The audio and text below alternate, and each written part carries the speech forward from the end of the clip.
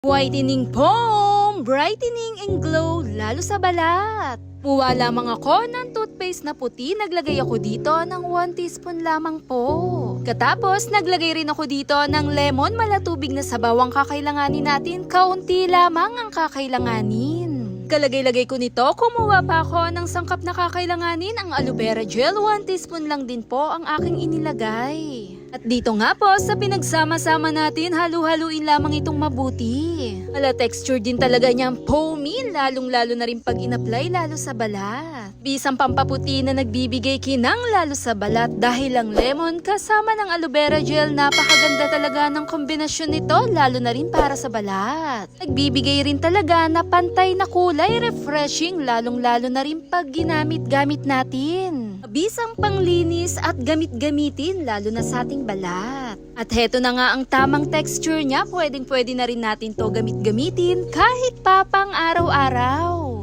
Sigurado din talagang magugustuhan mo rin to dahil pinapanatilihin niyang moisture, makinis lalo sa kutis. Pag gamit-gamit nga nito, 10 minutes lang ibabad natin to. Sabay na rin dapat sa pagligo para diretsong bigay kinis, refreshing at glow effect ang datingan. Pinakamabisang effective din talaga ang dala ng lemon na nagbibigay cleanser, lalo na rin sa acne. Sama na dyan, tumutulong na rin siyang bawasan ng paglitaw din ng mga pinong linya, lalo na rin ang kulubot sa ating mukha. Sa texture nitong pinapanatilihin din talaga ang moisture ang ating kutis. Mabisang pampaputi rin to, lalo na rin sa ating balat. Pagkatapos ngang ibabad ito, banlawan na rin to ng banayad, napaka-refreshing, napakalamig ang datingan nito, yung effect niyang cooling talaga.